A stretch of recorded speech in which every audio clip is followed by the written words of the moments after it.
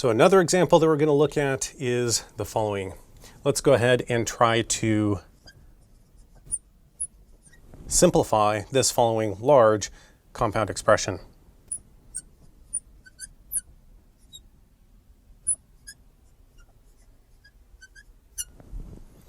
P and Q, or not P and not Q.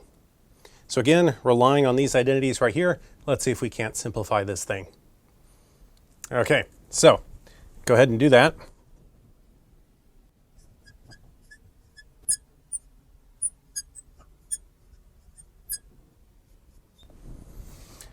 Great. So, doesn't look like I can apply De Morgan's law anywhere.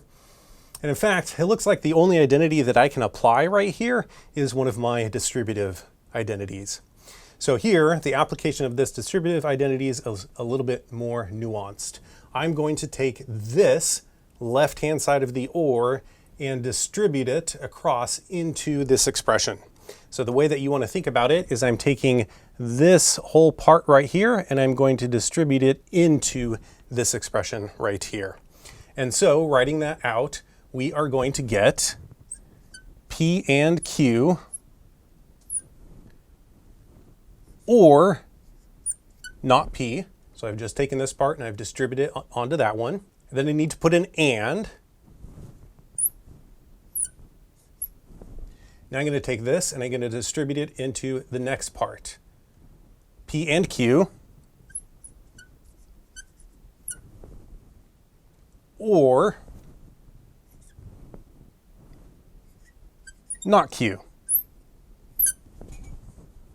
Fantastic, just like that. So here I've used a distributive law.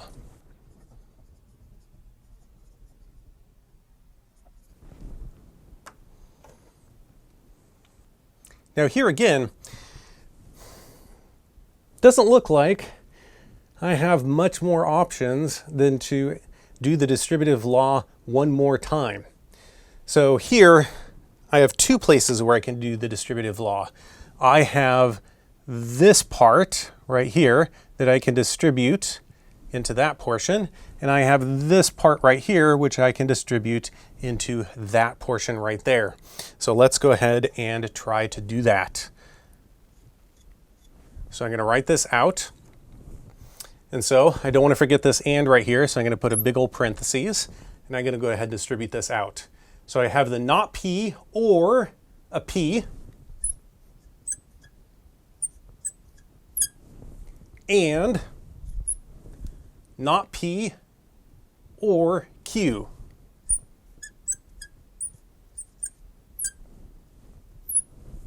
And now let's move on to this part and do the distribution again. I'm distributing this not Q or into this expression. So I have a not Q or P,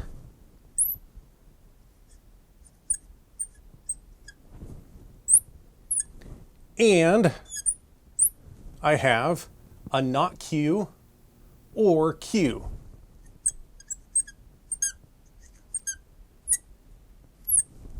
Fantastic. Well, it doesn't look like I'm simplifying things. This is getting pretty complicated right here. But actually, we can already identify a couple of other identities that I can apply right here. So after applying the distributive identity, again, I notice that here I have a not P or P. Well, we already saw in that previous video that there's this thing called the negation law, which tells me that this thing is logically equivalent to a true, and then I'm going to leave this just as is.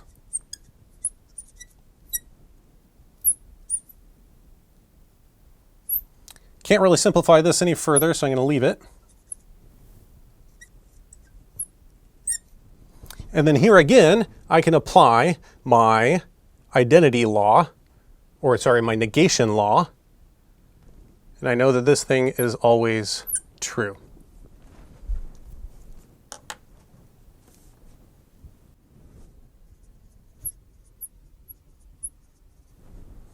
Great. So I applied my negation law right there. And just like we saw in the previous example, if you have a true and anything else, the truth value of that only depends on that anything else part right there. So this thing is going to be logically equivalent to not P or Q, and not Q or P. So here I used the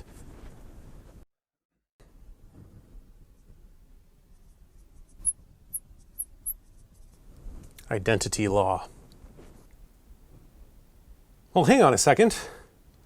I remember the definition of implication. So right here, this first part, I remember that this is logically equivalent to P implies Q. And this part right here, by definition, is logically equivalent to Q implies P.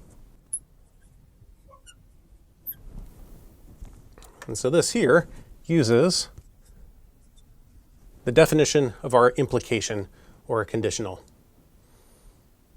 And if we actually recall back when we talked about the biconditional, this here is the definition of the biconditional.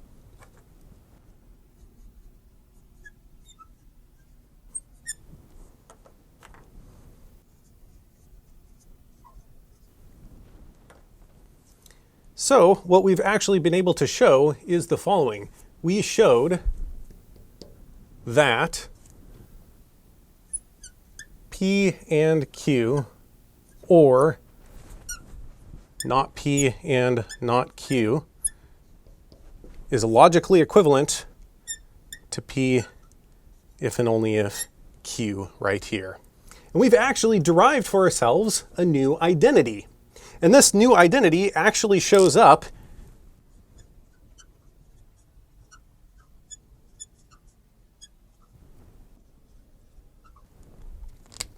in Rosen, section 1.3.2, in another one of his tables. So the reason why I wanted to do this example is to show you that you can actually derive new identities using these basic ones right here. So, for example, even though in Rosen section 1.3.2 you have a bunch of different identities, you don't always have to just memorize them, because sometimes you can rederive them.